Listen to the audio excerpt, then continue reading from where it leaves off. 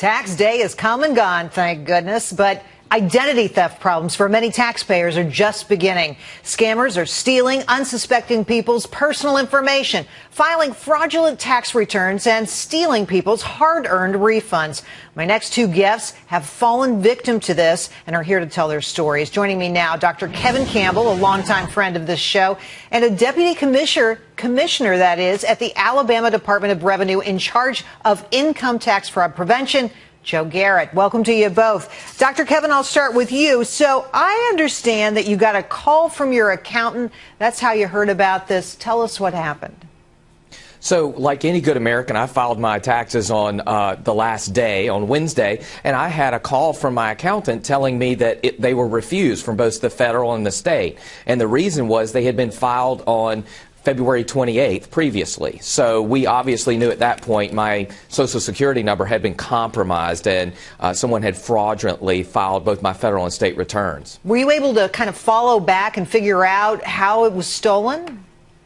Well, the interesting thing is we got very little help from the feds. We did go to the North Carolina Department of Revenue and found out that someone actually got a hold of my W-2 from my hospital system and actually filed a form with my name, my Social Security number, and my address with a copy of last year's W-2 of 2013. So we are still tracking this, but we're suspicious that it may be due to when we refinanced our house with a mortgage and that information was available to other people. Wow, wow, wow, wow. How does this make you feel? I mean, do you feel vulnerable?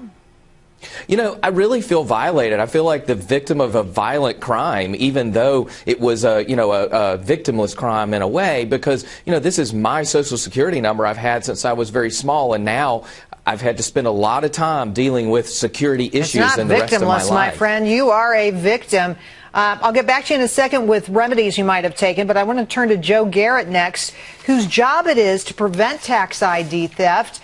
You work for the tax collection agency in your home state. Tell us what happened to you. Hi, Gerri. Yes, well, about a month ago after work, I went to the mailbox and I had a letter from the Department of Revenue where I work, and that letter told me that a refund had been filed, and it asked me to verify my identity and verify that I had filed that refund request, and of course I had not. So I knew that letter was telling me that I had been the victim of ID theft. Wait a minute, before you go on, I just want to point out, not all states do that. I mean, it was, that's a good thing in your state, but people who are watching this show that don't live in Alabama may not be able to take advantage of something like that. What happened next, and were you able to figure out how your personal data got stolen? Yes, well, so Gerri, I am proud that the Department of Revenue was able to identify the return as suspicious and to stop it and prevent the refund from going out. I was able, I believe the crooks got a hold of my former tax return because the information they used would probably only come from my tax return.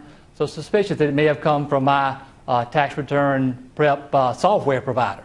So, that's right, because you're a TurboTax program, right? I do. I use TurboTax and have for several years. I know that the crooks use TurboTax to file the fraudulent return. That has happened to lots and lots of people. Kevin, do you know how much money you've lost, and are there any steps you're taking to, make sure that nothing like this happens again? Well, fortunately, I actually owed money to the federal government, so I haven't lost anything with the federal return. And the state return, actually, they caught it and they denied access to that return. Well, that's so good. I am now I'm processing a paper return. It's just going to take a little bit longer. What we understand is that it takes some time, if in fact you were due a refund and the refund is stolen, to get that money back. Joe, to you. What steps are you? I mean, you're an expert in this, my friend. You're the brain on this. What steps are you taking? Any additional steps to protect yourself? So to get my federal refund, I had to file an ID theft form with the IRS, and they tell me to expect it to take them about 6 months, and they'll process that form. And then, assuming that they believe me that I was the victim of ID theft and I didn't file the first return, they'll process my second return, my real return, and I'll get my refund. I've also, of course, I think all consumers, when they're the victim of ID theft, they need to go to the credit agencies, put a fraud alert out with each of the 3 credit agencies. Absolutely. Yes. That's a great idea. And Joe, one more word before. Go ahead. To taxpayers, if you can, file as early as possible. That's the one way to ensure that you're not a victim. If you can file your return before the ID thief files the return, you can protect yourself.